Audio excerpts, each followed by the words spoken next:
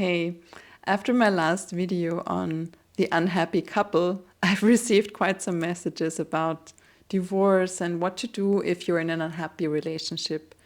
And I don't feel like I can tell you what to do, but I can share my own experience and you can just take what resonates with you.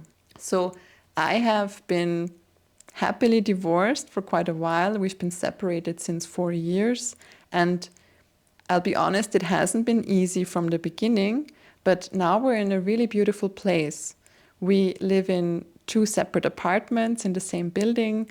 We share the custody 50-50 with my son, who's going to be 6 soon, and we are really good friends now, much better friends than we've ever been. And this was not just because we separated, but because we both were now able to do the inner work since we've separated, to let go of our old patterns. For example, I used to really depend on his validation. I would feel responsible for how he feels, etc. And by giving that up, our dynamics has really changed. Our son is really happy.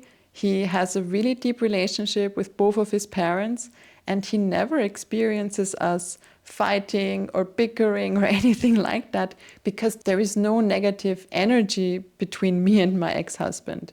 We've let it all go. Even our divorce therapist told us that our family is basically intact despite the divorce.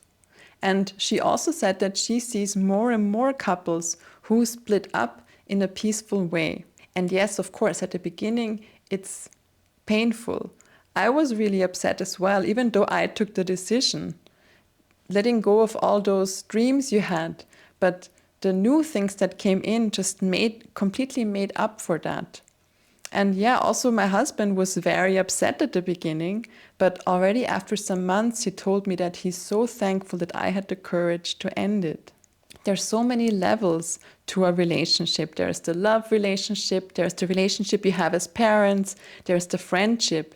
And just to admit that the love relationship was over was such a relief for both of us. We finally no longer pretended to be something that we weren't. And the separation made it so much easier for me to do the inner work, because in my own apartment, I finally had a really safe space. There was no one who would constantly activate my wounds. I could finally just sit on my sofa and cry or just express my emotions without feeling that I'm being judged or belittled or anything like that. I had also lost so much of myself in that relationship over time that it was so important to have my own space so that I could really find myself again and become who I am now. This channel would never exist if I was still together in this marriage with my ex-husband, because I wouldn't have had the courage to build this, because the people you surround yourself with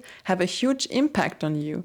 You might have heard the sentence that you're a mix of the 5 people who you spend most time with. My ex-husband is someone who doesn't like to take risks, and I'm quite the opposite.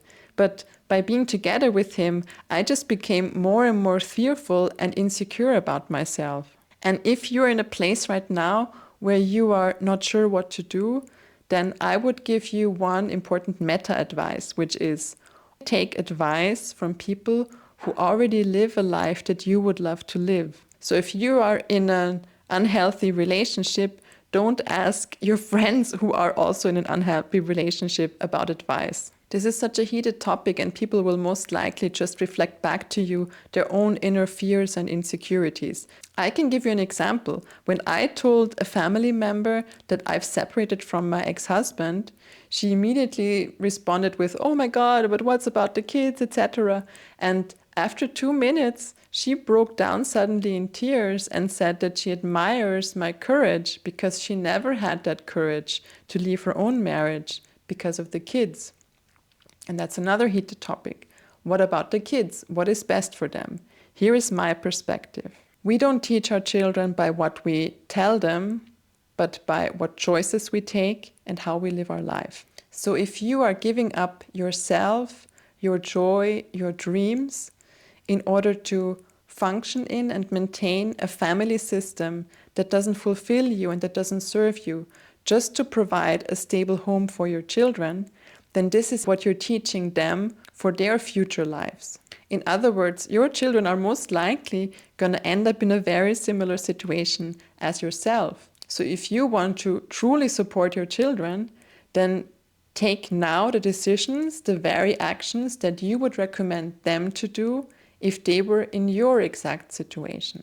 And please remember, you deserve to be with someone who lights up when you enter the room, someone who inspires you and who brings out the best in you, who you feel really safe and peaceful with.